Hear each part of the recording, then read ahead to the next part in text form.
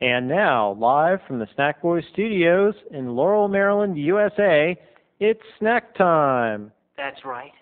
It's snack time. It is 3:15. It's a beautiful day in Laurel, looking from my Snackboy window, and we are going to tell you a wonderful story about a diva. Terry, what's a diva? A diva, obviously, is a woman who's got attitude. And this diva today we're going to tell you about is named Sharon. She was my favorite temp I ever worked with. Remember yesterday I had kind of a negative temp story? Well, today I've got a good temp story, a nice positive one. It was an airline called Citybird Airline, and I came in and they replaced the temp with this wonderful diva named Sharon. I loved her like a mom, and she loved me like a son. She said, "Terry," because that's what she called me, "Terry, you are like a son to me." And she would just embrace me, and she'd be like, "I got stories to tell you, baby." Anyway, she would just hold me in her arms, and I just bonded. I learned a lot working with Sharon about divosity and how to throw a little shade. Well, Sharon had my favorite story Sharon told me, and Sharon told me a lot of stories. But my favorite story easily was the story about how Sharon caught her husband having himself a little affair, okay, and got revenge and retribution, and this is how it went. She's like, one day I was cleaning up in his clothes, and I was doing some laundry, and I looked in his pocket, and it said Shanice, and it had a phone number, and I don't know no Shanice, you know. And she told a story so well. She would just suck you in. I was just like, come on, Sharon, tell me more. Okay. She's like, anyway, I knew if there was anybody who know about Shanice, it'd be this waitress at his favorite bar, and her name was LaWanda.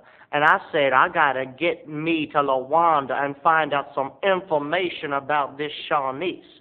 So she did, and she had this elaborate plan. She invited Shanice, the waitress, and the boss from the bar over, to her veranda, her porch, and she said, I was the bartender, because when you come over to Sharon's house, I'm always the bartender. So I mixed me a little drink, but I didn't put any alcohol in my drink, just a little drop to make it look like I was drinking too.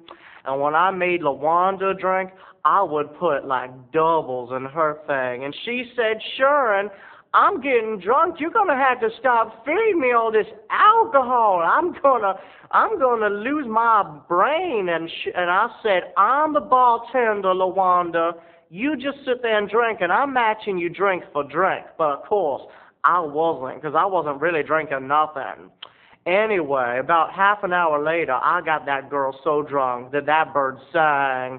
She told me who Shanice was. She said, well, he has been seeing this girl behind your back, and, ooh, I don't even know what you're going to do about that. Don't tell him that I told you, okay? Well, Sharon plotted herself an elaborate revenge. You have to remember that this wasn't the 90s. The story was told to me a year ago, but it actually took place in 1980. And she said, I threw me a nice party, okay? I had at least, well, Sharon would always kind of take things out of proportion. I had like 400 people in my apartment, and we were dancing. We had a disco ball, having a good time, and I was the bartender, and I was making drinks, and I looked good. Sharon told me about the dress she was wearing. She said it was, kind of a big green dress covered with flowers. She said, I pulled my hair back, and I was looking good. Anyway, my husband Herbert, he was there, and he was slick because I invited Shanice, and I had my husband there too, and they pretended like they didn't even know each other. I was introducing them. I was like, Shanice, I want you to meet somebody. This is my husband Herbert. And he was like, well, Shanice, it's very nice to meet you. Okay, and they were so good. They could have won an Academy Award, she said. Anyway, the disco got loud, and then she got her revenge. At midnight, she turned off the disco music, and she goes, everybody, I got an announcement to make. I hope you're enjoying my party, but there's something you got to know about my husband, Herbert, and that bitch, Shanice, okay? That skanky hoe has been seeing my man. That's right, behind my back, he's been fooling around with this bird, and you know what, as far as I'm concerned, they can have each other, because he's going to pack his stuff, and he's going to be gone tonight. And then she turned the music back on, and she said she started shaking that butt and dancing, having a good old time. Anyway, the way Sharon tells the story, oh yes, he came crawling back. He's like, Sharon, I love you, baby. I don't want to leave you. I love you, baby. She's like, it is too late. Oh, oh.